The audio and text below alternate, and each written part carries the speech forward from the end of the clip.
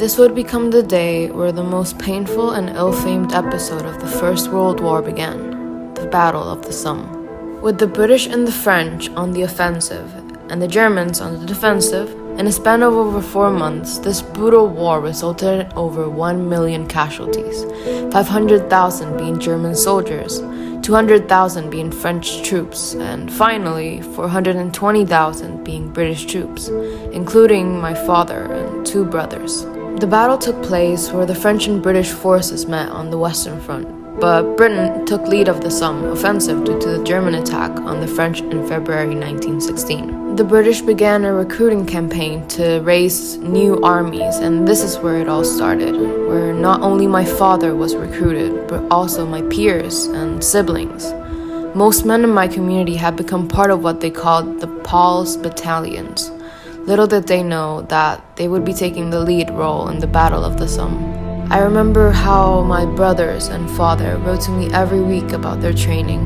This was going to be the first time they ever fought in a battle, and by mid-1916, they seemed to be prepared and arrived at France. According to my brother's letters, there were 2 commanders which had different objectives while approaching the battle. Sir Douglas Haig, who advocated for a rather limited approach, and Henry Rawlinson, who had an optimistic objective. However, neither of them had commanded a war of this scale before, which made my brothers wish they were back home. Eventually, my father stopped writing, which made me think of the worst, but things were not looking bright for my brothers either. During a 7-day preliminary bombardment on June 24th, 1916, one of my brothers, Thomas, he got severely injured. Apparently, they were attempting to cut the barbed wire in the front of the German line and destroy the trench defenses to weaken the German forces, in hopes for an easier path across no man's land for the British troops. Over 1.5 million shells were fired to accomplish this, and Commander Haig prepared the troops for a rapid advance across the land. However, things did not go as planned. My brother, Marcus, said that not only were British guns too thinly spread to achieve their goal, but that 30% of the fired shells failed to explode. German machine gun and rifle fire cut down thousands of the attacking British troops, many of them caught in no man's land. This was the case for my brother Thomas. His left arm suffered severe damage from one of the German bullets. As of now, the preparations for the battle had been ineffective, and I could only find myself thinking about how I might never see my father or my brothers again. Weeks had passed, and I had not heard a thing from my brothers, until one day I received a letter from Marcus. It seemed to be more of a diary, and it read, "Dear Coraline, sorry for the wait. It is currently July 1st, 1916, 5:30 a.m. Today the battle begins, and I don't think I'm ready. We barely damaged any German dugouts, and Thomas's current condition is concerning. Unfortunately, I have not heard about father in a while, and I will be sent to the south, away from Thomas. In exactly 2 hours, the Battle of the Somme will begin. Hopefully, we will soon reunite. Coraline, it is now July 13th, 1916, and a lot has happened since then. The first day of the Battle of the Somme was terrifying.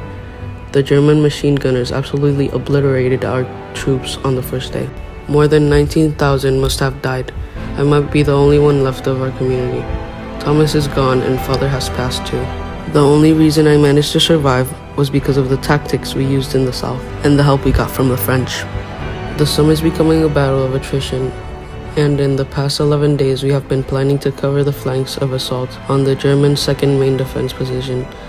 I just hope things turn out for the better soon. I miss you, Marcus." I was devastated by this letter. I can't imagine how dreadful it must have been for him to see everyone he knew die before him. The first day of the Battle of the Somme became the bloodiest day in British military history. In a later letter my brother sent, he explained his next few days in battle. Apparently, an attack on July 14th resulted in the occupation of 6,000 yards of the German line between Longueval and Bazentin-le-Petit. Longueval was cleared by the end of the month, but the Germans in Delvaux held out until late August. Highwood was unoccupied on the morning of July 14th, but the British missed this opportunity and took another 2 months to capture the wood. From July 23rd to August 5th, not much progress was made by the British, but by mid-September, things would change. A new weapon was to be utilized during the battle: the tank. The British troops wanted to capture German defenses at Fleurus and take over the Gouda-Court. This time, I received a letter from a close friend, Eric Malthus. On September 15, he participated in an attack at Fleurus-Courcelette, but the tanks were still early in their development stages, and many of them broke down before making it into the front line. His letter did not bring me peace. It seemed more of a goodbye letter, and even if the British troops were able to advance a few miles, they had about 29,000 casualties and fell short of a true breakthrough. Apart from this, as October began, bad weather prevented another Allied attack. Eric mentioned how the soldiers were struggling to cross muddy terrain under fierce fire from German artillery and fighter planes. It was chaotic.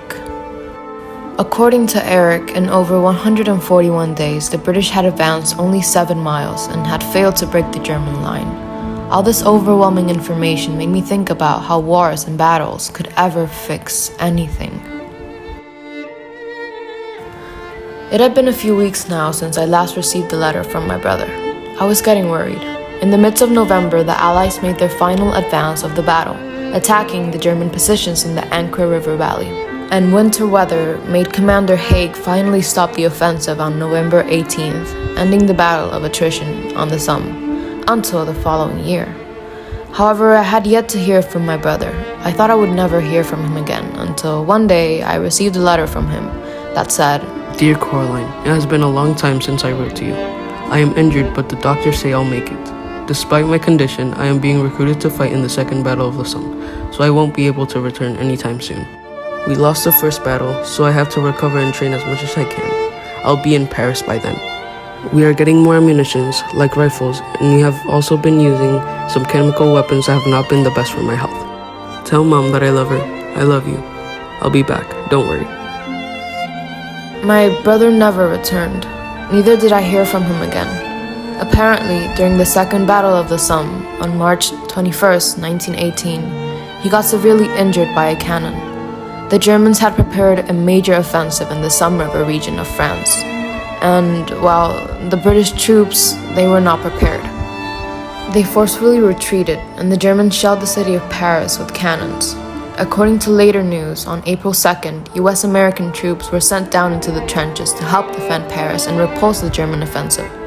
Several thousand American troops fought alongside the British and French in the Second Battle of the Somme. But it was too late.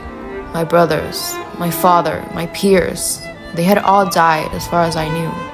By the time the Somme offensive ended on April 4th, 1918, Germans had suffered as well as the British and French. But the Germans had advanced almost 40 miles, inflicted some 200,000 casualties, and captured 70,000 prisoners and more than 1,000 Allied guns. I had no pity for them. How could they? But I soon realized that my brothers and father and everyone I knew that went to war, they probably had to do those same things.